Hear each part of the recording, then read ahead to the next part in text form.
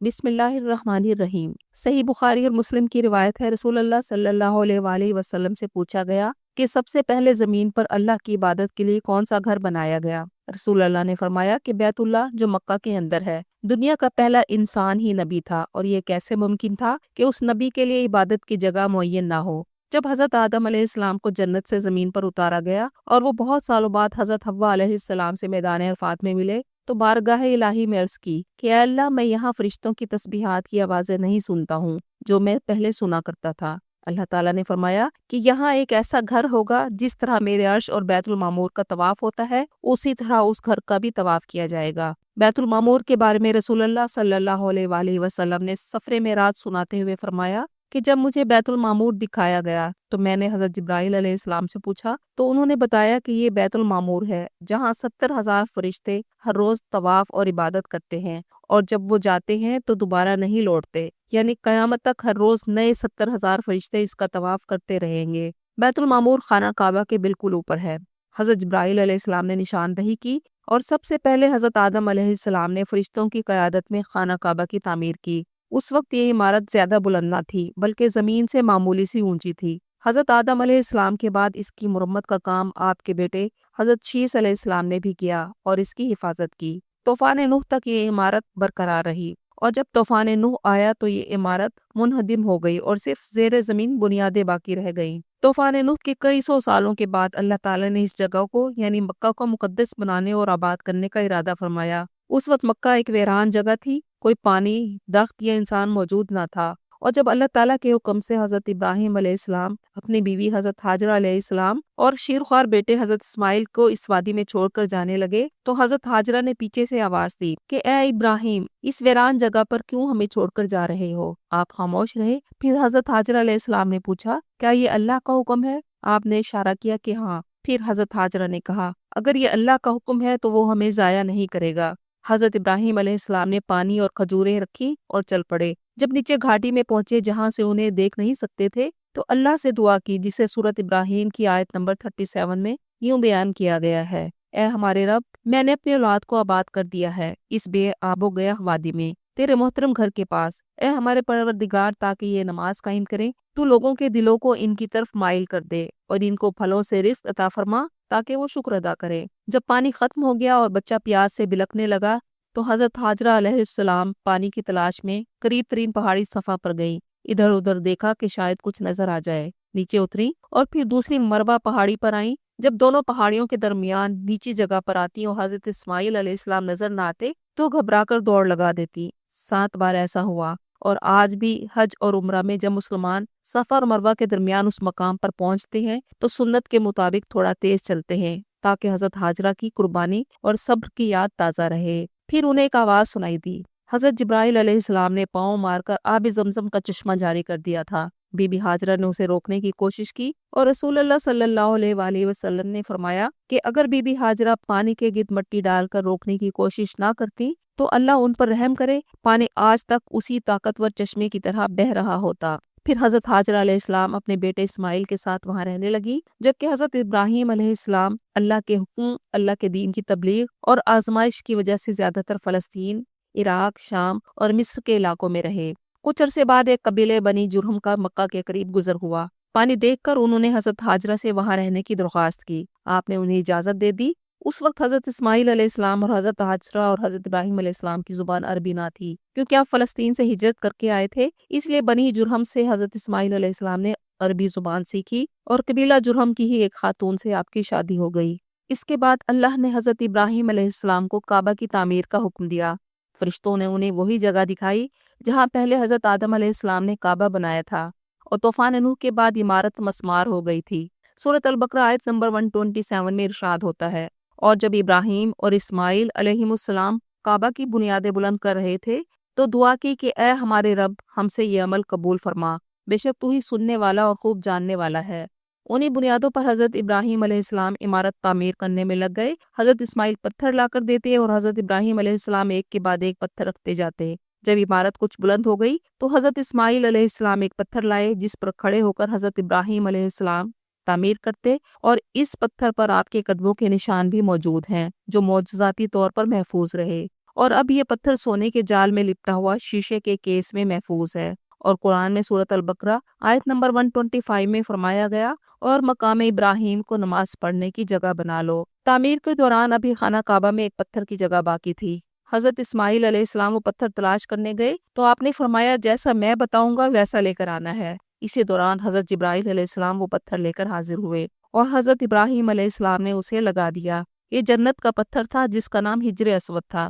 بہت سی احادیث مبارکہ میں حجر اسود کی فضیلت ثابت ہوتی ہے، اور اس کی فضیلت کے لیے یہی کافی ہے کہ اللہ کے رسول صلی اللہ علیہ وآلہ وسلم نے اسے چھوا اور بوسہ دیا۔ روایت ہے حضرت عمر رضی اللہ عنہ نے اسے بوسہ دیا اور کہا، مجھے یقین ہے کہ تو ایک پتھر ہے، نہ نقصان دے سکتا ہے نہ نفع۔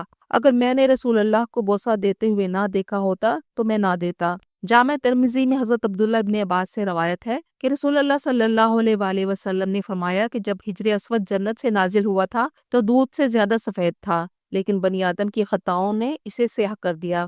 حضرت عمر بن عاص نے فرمایا، میں اللہ کی قسم کھاتا ہوں میں نے رسول اللہ صلی اللہ علیہ وآلہ وسلم کو یہ کہتے سنا کہ حجر اسود و مقام ابراہیم دو جنت کے چمکدار پتھر تھے، لیکن اللہ نے ان کا نور ختم کر دیا، اور اگر اللہ ان کا نور ختم نہ فرماتا تو یہ مشرق اور مغرب زمین اور آسمان کو روشن کر دیتے۔ اور جب خانہ کعبہ کی تعمیر مکمل ہو گئی تو اللہ کا حکم ہوا کہ اب لوگوں میں حج کی منادی کرا دو۔ سورۃ الحج آیت نمبر 27 میں ارشاد ہوا، آئیں گے لوگ آپ کے پاس پیدل بھی اور کمزور اونٹیوں پر بھی، جو پہنچیں گی بہت دور دراز گہری وادیوں سے ہو کر۔ یعنی آپ کا کام صرف اعلان کرنا ہے، اور اس پیغام کو دور دراز تک لوگوں تک پہنچانا اللہ کا کام ہے۔ اس کے بعد حج اور عمرہ کا سلسلہ جاری رہا۔ حضرت اسماعیل علیہ السلام مکہ میں ہی آباد ہو گئے، اور آپ کے 12 بیٹے ہوئے جو مختلف علاقوں کی طرف چلے گئے، لیکن ایک بیٹا جس کا نام عدنان تھا مکہ کے قریب ہی آباد رہا۔ کعبے کے متولی حضرت اسماعیل علیہ السلام کی اولاد ہی رہی۔ بنی جرہم ان کے پیروکار بن گئے اور کعبہ کو اپنا قبلہ بنا لیا۔ کچھ عرصے میں زمانے کے حادثات اور وقت کی گردش نے خانہ کعبہ کی دیواروں کو بوسیدہ کر دیا، لہٰذا بنی جرہم نے خانہ کعبہ کو دوبارہ تعمیر کروایا۔ بنی جرہم اور بنی اسماعیل کی آبادی عرب میں خوب پھلی پھولی۔ حضرت اسماعیل علیہ السلام کے بیٹے عدنان کی فیملی سے بہت سے قبیلے بنے، جن میں سے ایک قبیلے کا نام تھا قریش، اور یہ وہی قبیلہ تھا جس سے رسول اللہ صلی اللہ علیہ وآلہ وسلم کا تعلق تھا۔ ان کا شمار عرب کے معزز ترین قبائل میں ہوتا تھا۔ قریش کے ایک آدمی کا نام قصی بن کلاب تھا، جس نے تمام قبائل کو جوڑے رکھا۔ آپ کے ایک بیٹے کا نام عبد مناف، اور عبد مناف کے پھر 4 بیٹے تھے، ایک کا نام ہاشم اور دوسرے کا نام مطلب تھا۔ ہاشم ایک امیر آدمی تھا جنہیں حاجیوں کو کھانا کھلانے کی ذمہ داری سونپی گئی تھی۔ ایک مرتبہ تجارت کے سلسلے میں ہاشم ملک شام کی طرف گئے، راستے میں مدینہ میں قیام کیا اور وہاں کی ایک عورت سلمہ بنت عمرو کے ساتھ شادی کر لی۔ سوچا کہ واپسی پر بیوی کو مدینہ سے مکہ لے جائیں گے، لیکن جب شام پہنچے تو وہاں پہنچ کر ہاشم کا انتقال ہو گیا۔ اس بات کو کئی مہینے گزر گئے۔ ادھر مدینہ میں سلمہ کے ہاں ایک بیٹا پیدا ہوا جس کے سر پر سفید بال تھے۔ گھر والوں نے پیار سے شیبہ کہنا شروع کر دیا، جس کا مطلب ہے سفید بالوں والا، اور شیبۃ الحمد نام رکھا۔ یہ بچہ اپنی والدہ کے ہمراہ مدینہ میں پرورش پا رہا تھا، جبکہ ہاشم کی فیملی کو اس بچے کا علم نہ تھا۔ جب ہاشم کے بھائی مطلب کو اس بچے کا پتہ چلا تو وہ مدینہ گئے اور سلمہ سے اجازت مانگی کہ بچے کو مکہ لے جائیں۔ بچے کے بہتر مستقبل کی خاطر والدہ نے بچے کو اس کے چچا مطلب کے ساتھ مکہ جانے کی اجازت دے دی۔ جب یہ لوگ بچے کے ساتھ مکہ پہنچے تو لوگوں نے اسے مطلب کا غلام سمجھ لیا اور عبد المطلب کہنے لگے۔ مطلب نے سمجھایا کہ یہ میرے بھائی ہاشم کا بیٹا ہے، لیکن ان کا نام عبد المطلب پڑ گیا، جو آگے چل کر نبی کریم صلی اللہ علیہ وآلہ وسلم کے دادا بنے۔ خانہ کعبہ کی چابیاں قبیلہ قریش کے پاس تھیں۔ حاجیوں کو کھانا کھلانے، پانی پلانے کی ذمہ داریاں اور خانہ کعبہ کی سرپرستی عبد المطلب کو مل گئی۔ ابتدا میں یہ قبیلے دین ابراہیمی پر تھے، لیکن پھر آہستہ آہستہ بت پرستی پھیل گئی، لیکن خانہ کعبہ کی عظمت قائم تھی۔ اس کا طواف بھی جاری رہا اور سال میں ایک بار حج بھی کرتے، لیکن اس دوران آب زمزم کے کنویں کا کچھ پتہ نہ چلا۔ در حقیقت اللہ نے یہ کنواں کئی صدیوں تک پوشیدہ رکھا۔ ہوا کچھ یوں کہ صدیوں پہلے بنی جرہم کا ایک سردار عمر بن حارث جرہمی کعبۃ اللہ کو اپنے قبضے میں رکھتا تھا اور حاجیوں سے برا سلوک کرتا تھا۔ اس کے اس اقتدار کو ختم کرنے کے لیے حضرت اسماعیل علیہ السلام کی اولاد میں سے کچھ لوگوں نے کوشش کر کے اس کا قبضہ بیت اللہ سے ختم کروایا، لیکن عمر بن حارث نے جاتے جاتے قیمتی تحائف، تلواریں، زرہیں آب زمزم کے کنویں میں پھینکی اور اسے بند کر دیا، اور اس میں ریت، مٹی اور پتھر ڈال دیے تاکہ اس کا نام و نشان بھی نہ رہے، اور خود یمن کی طرف بھاگ گیا۔ ایک مدت گزر گئی، یہاں تک کہ اس کا محل وقوع بھی لوگوں کے ذہنوں سے نکل گیا۔ قصی بن کلاب اور قریش کے زمانے میں بھی اس کی لوکیشن نظروں سے اوجھل رہی کہ حضرت عبد المطلب کا زمانہ آ گیا۔ حضرت علی رضی اللہ عنہ سے ملی ایک روایت سے پتہ چلتا ہے کہ ایک رات عبد المطلب بتاتے ہیں کہ میں حجر اسود کے مقام پر سویا ہوا تھا کہ خواب میں میرے پاس ایک آدمی آیا اور کہا کہ طیبہ کو کھودو۔ میں نے پوچھا طیبہ کیا ہے، لیکن اس نے جواب نہ دیا۔ اگلے دن وہ پھر خواب میں آیا اور کہا برہ کو کھودو۔ میں نے اس سے پوچھا کہ برہ کیا ہے، لیکن وہ جواب دیے بغیر چلا گیا۔ تیسرے دن پھر خواب میں آیا اور کہا مدنونہ کو کھودو۔ میرے پوچھنے پر جواب دیے بغیر چلا گیا۔ لیکن چوتھی رات اس نے خواب میں آ کر مجھے حکم دیا کہ زمزم کو کھودو۔ میں نے پوچھا کہ یہ کیا ہے، تو اس نے کہا کہ زمزم وہ ہے جس کا پانی کبھی ختم نہیں ہوتا اور یہ بڑے بڑے مجمعوں کو سیراب کرتا ہے۔ میں نے پوچھا کہ یہ کہاں ہے، تو اس نے کہا کہ جہاں گندگی اور خون پڑے ہیں، اور جب تم وہاں جاؤ گے تو کوا وہاں ٹھونگے مار رہا ہوگا۔ اگلے دن عبد المطلب اپنے بیٹے حارث کو لے کر اس جگہ پہنچے جو دو بتوں کے درمیان تھی، جہاں لوگ اپنے جانوروں کی قربانی دیا کرتے تھے، اور وہاں ایک کوا بیٹھا ٹھونگے مار رہا تھا۔ عبد المطلب کو جب یہ نشانیاں نظر آئیں تو انہوں نے کھدائی شروع کر دی۔ قریش نے مخالفت کی، لیکن عبد المطلب نے کھدائی جاری رکھی، یہاں تک کہ زمزم کنویں کے آثار نظر آنا شروع ہو گئے۔ انہوں نے کہا کہ یہی اسماعیل کا کنواں ہے۔ اب جب قریش نے دیکھا کہ واقعی انہیں کنواں مل گیا ہے تو انہوں نے کہا کہ اس پر ہمارا بھی حق ہے، کیونکہ حضرت اسماعیل ہمارے بھی جد امجد تھے۔ یہ جھگڑا کافی روز رہا، یہاں تک کہ عبد المطلب اور قریش کے درمیان طے پایا کہ شام کے پہاڑوں میں رہنے والی بنی سعد کی کاہنہ کے پاس جاتے ہیں، وہ ہمارے جھگڑے کا فیصلہ کرے گی۔ ابھی وہ لوگ راستے میں تھے کہ ان کا پانی ختم ہو گیا، لیکن جب حضرت عبد المطلب کا اونٹ اچانک کھڑا ہوا تو معجزاتی طور پر اس کے نیچے سے پانی کا چشمہ جاری ہو گیا۔ یہ دیکھ کر قریش کے لوگوں نے کہا کہ ہم دستبردار ہوتے ہیں، اور یوں کاہنہ کو ملے بغیر واپس آ گئے۔ پھر واپس آ کر عبد المطلب نے کھدائی دوبارہ شروع کی تو بنی جرہم کے دبائے ہوئے تحائف، سونا چاندی، تلواریں، زرہیں ملنا شروع ہو گئے، جن میں 2 سونے کے ہرن بھی تھے۔ یہ خزانہ دیکھ کر قریش نے پھر جھگڑا شروع کر دیا۔ عبد المطلب نے منت مانی کہ اے اللہ، میرے لیے زمزم کی کھدائی کو آسان کر دے تو میں اپنا ایک بیٹا تیری راہ میں قربان کروں گا۔ زمزم کے کنویں سے ملنے والی تلواروں کو پگھلا کر عبد المطلب نے کعبہ کا میٹالک دروازہ بنوا دیا، اور یوں دونوں ہرنوں کو دروازے میں فٹ کروا دیا، اور باقی چیزوں سے حاجیوں کی خدمت کا انتظام کر دیا۔ زمزم کی کھدائی پوری ہو گئی تو عبد المطلب کو خواب آیا کہ منت پوری کرو، بیٹوں میں سے ایک بیٹے کو قربان کرو۔ انہوں نے بھیڑ قربان کی، لیکن پھر خواب آیا کہ منت پوری کرو۔ انہوں نے بیل ذبح کیا، لیکن قربانی قبول نہ ہوئی۔ پھر اونٹ ذبح کیا تو خواب آیا کہ منت پوری کرو۔ سمجھ گئے کہ بیٹوں میں سے ایک کو ذبح کرنے کا کہا جا رہا ہے۔ بیٹوں کو جمع کیا، قرعہ ڈالا تو سب سے چھوٹے، سب سے لاڈلے بیٹے عبداللہ کا نام نکلا۔ آپ منت پوری کرنے لگے۔ قریش بھی جمع ہو گئے اور کہا کہ اس طرح بیٹوں کی قربانی کا رواج پڑ جائے گا، اور پھر یہ فیصلہ ہوا کہ عبد المطلب کو 100 اونٹ فدیے کے طور پر قربان کرنا ہوں گے، اور پھر 100 اونٹوں کی قربانی کی گئی۔ اسی لیے رسول اللہ صلی اللہ علیہ وآلہ وسلم فرماتے تھے کہ میں 2 قربانیوں کی اولاد ہوں، حضرت ابراہیم علیہ السلام کے بیٹے اسماعیل علیہ السلام کی اور عبد المطلب کے بیٹے عبداللہ کی قربانی کی۔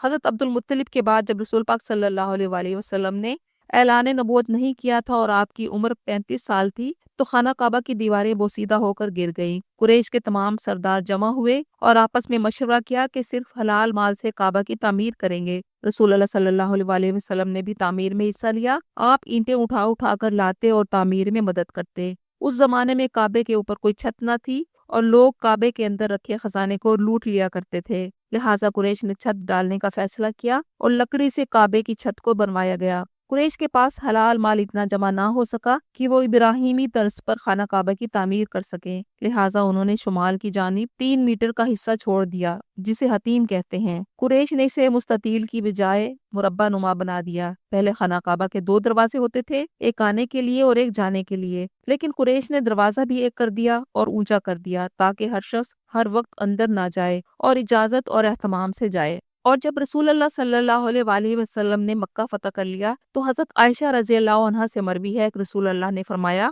کہ میرا دل چاہتا ہے کہ میں اس کی اثر نو تعمیر کرتا، حتیم کو شامل کرتا، اس کے 2 دروازے رکھتا، لیکن مجھے تمہاری قوم کے فتنے کا ڈر ہے کہ وہ ابھی ایمان لائے ہیں، کہیں اس وجہ سے الجھ نہ پڑیں۔ حضرت امیر معاویہ کی 60 ہجری میں وفات کے بعد حضرت عبداللہ بن زبیر نے حجاز میں اپنی حکومت قائم کی۔ یزید بن معاویہ جو حضرت عبداللہ بن زبیر کا دشمن تھا، اس نے مکہ مکرمہ پر حملہ کیا جس سے خانہ کعبہ کو شدید نقصان پہنچا۔ 64 ہجری میں یزید بن معاویہ کی موت کے بعد حضرت عبداللہ بن زبیر نے کعبہ کو مکمل طور پر اثر نو تعمیر کیا۔ حضرت عائشہ رضی اللہ عنہا جو ان کی خالہ بھی تھی، ان سے روایت کے پیش نظر عبداللہ بن زبیر نے کعبہ کو اس شکل میں بنایا جس کا ذکر نبی کریم صلی اللہ علیہ وآلہ وسلم نے فرمایا تھا۔ حتیم کو اندر شامل کیا، 2 دروازے بنائے اور کعبہ کی بلندی تقریباً 27 فٹ کر دی تاکہ زیادہ مضبوط اور نمایاں ہو، اور تعمیر میں یمنی پتھر استعمال کیا گیا اور سیاہ غلاف چڑھایا گیا۔ جب حضرت عبداللہ بن زبیر بنو امیہ کے ہاتھوں شہید کر دیے گئے تو پھر اموی خلیفہ عبد الملک بن مروان نے حجاج بن یوسف کو، جو مکہ کا گورنر تھا، 74 ہجری میں خانہ کعبہ کو دوبارہ قریش کی پرانی طرز پر تعمیر کروانے کا حکم دیا۔ حتیم کو دوبارہ کعبہ سے باہر نکال دیا، دوسرا مغربی دروازہ بند کروا دیا، کعبے کی لمبائی اور اس کی اندرونی ساخت کو قریش کے مطابق واپس لایا گیا۔ حجاج بن یوسف نے پتھروں کو مضبوطی سے جوڑا تاکہ وہ زیادہ عرصے تک قائم رہیں۔ پھر جب عباسی خلیفہ ہارون الرشید کا دور آیا تو انہوں نے امام مالک رحمۃ اللہ علیہ سے مشورہ کیا کہ کیا کعبہ کو دوبارہ عبداللہ بن زبیر رضی اللہ عنہ کی تعمیر کے مطابق بنایا جائے یا نہیں۔ امام مالک نے منع کر دیا کہ یہ پھر بادشاہوں کا کھیل بن کر رہ جائے گا اور بار بار خانہ کعبہ کی ساخت میں تبدیلی سے اس کی ہیبت میں کمی ہو جائے گی۔ آج تک خانہ کعبہ کی وہی شکل برقرار ہے جو حجاج بن یوسف نے 74 ہجری میں تعمیر کی تھی۔ خانہ کعبہ میں اس کے بعد توسیع کا عمل جاری رہا۔ سعودی شاہی خاندان نے مسجد الحرام کے صحن اور مطاف کو وسیع کیا، زمزم کے کنویں کی چھت بنوائی۔ شاہ فہد بن عبدالعزیز کے دور میں سب سے بڑی توسیع کی گئی، زمینی منزل اور دوسری منزل میں اضافہ کیا گیا، الیکٹرک سیڑھیاں بنائی گئی اور آج بھی جدید ٹیکنالوجی کی مدد سے اس کی صفائی، دیکھ بھال اور توسیع ہو رہی ہے۔ خانہ کعبہ کی چابیاں رکھنے کی ذمہ داری اسلام سے پہلے بنی شیبہ کے پاس تھیں۔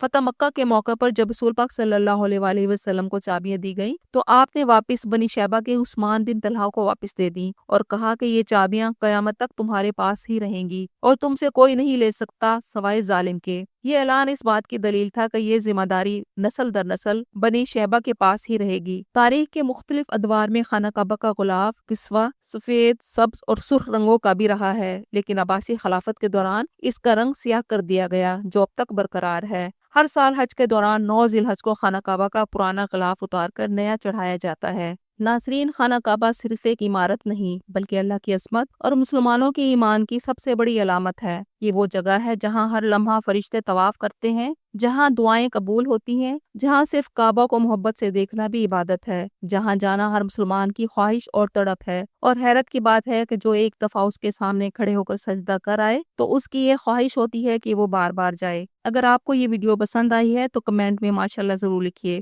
اور اس مقدس مقام کی برکت سب تک پہنچانے کے لیے اسے زیادہ سے زیادہ شیئر کریں۔ اللہ ہم سب کو خانہ کعبہ کی زیارت نصیب کرے، آمین۔